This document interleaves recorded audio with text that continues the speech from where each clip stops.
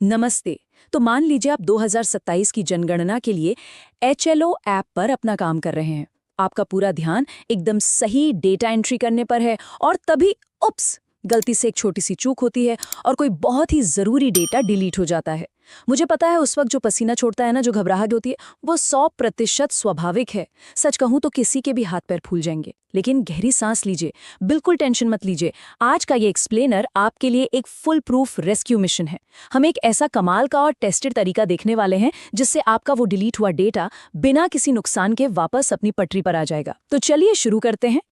अब सबसे बड़ा सवाल जो हम सबके दिमाग में घूम रहा होता है, डेटा डिलीट तो हो गया, लेकिन अब इस ऐप में बिगड़े हुए सीक्वेंस को ठीक कैसे करें?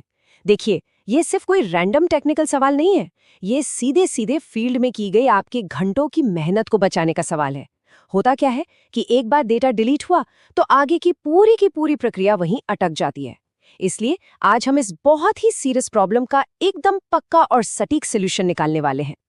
तो इस पूरे प्रोसेस को हमने कुछ आसान स्टेप्स में बांटा है। सबसे पहले हम देखेंगे कि असल में ये प्रॉब्लम क्या है और इसका असर क्या होता है। फिर हम एक ऐसे गोल्डन रूल की बात करेंगे जो आपको हर हाल में पता होना चाहिए। उसके बाद एक सुरक्षित मैनुअल बैकअप कैसे लें, फिर स्टेप बाय स्टेप रिकवरी का प्रोसेस, और लास्ट में हम वेरीफाई करेंगे कि हमारा डेटा और उसका सीक्वेंस सही हुआ या नहीं। बहुत ही सिंपल है। चलिए सबसे पहले समझते हैं कि आखिर ये पूरी मुसीबत शुरू कहाँ से होती है। डेटा सीक्वेंस टूटता कैसे है।